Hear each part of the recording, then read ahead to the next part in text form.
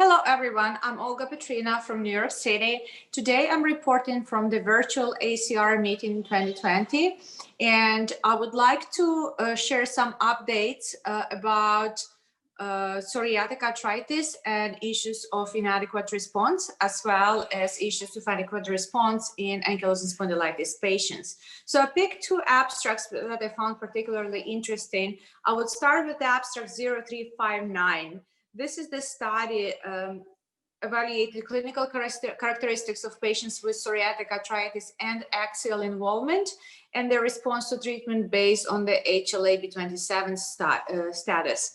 So in this review of the patients from the Corona Psoriatic Arthritis/Spondylitis Registry, they selected 173 patients who initiated biologic.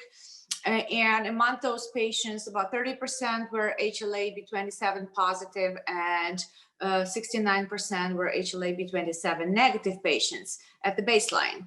Over the 6 months period, patients were treated with either biologics, and it's been 85% of patients with HLA-B27 were on biologics, 80% of HLA-B27 negative, and the remainder of the patients were on traditional conventional DMARD therapy. After 6 months of treatment, they were reassessed in terms of clinical treatment response by BAS-DIA score, modified BAS-DIA score, and ASDAS-CRP scores. And the authors found that the treatment response was very mild by all those measures after 6 months of treatment, regardless of the HLA-B27 status. And it points out to the issue of poor treatment response in this category of patients with axial disease, and calls for need for more effective and safe mechanisms of action in this indication.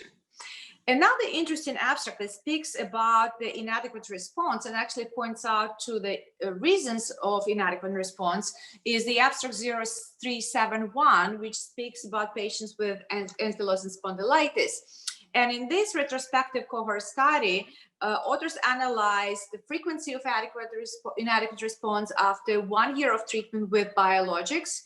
And in this group, patients were initiated either on a TNF inhibitor or on IL-17 inhibitor with or without concomitant use of conventional DMARDs.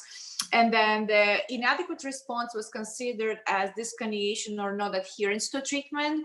Also switch from one biologic to another, switch from biologic or adding conventional DMARD, and use of systemic steroids to treat the manifestations.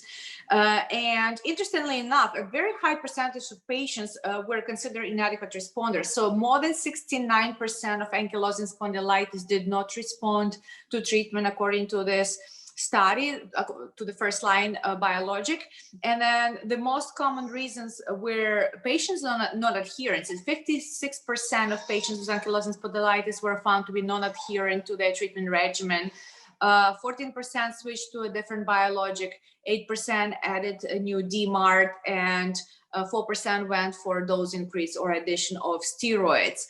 So interestingly, they find that patients who were considered treatment non-responders were mostly female. They also suffered more from anxiety, depression, and mental health issues. There was more patients in the southern states who were considered non-responders. And on the other hand, patients who were on methotrexate in addition to their biologic tend to respond to treatment better.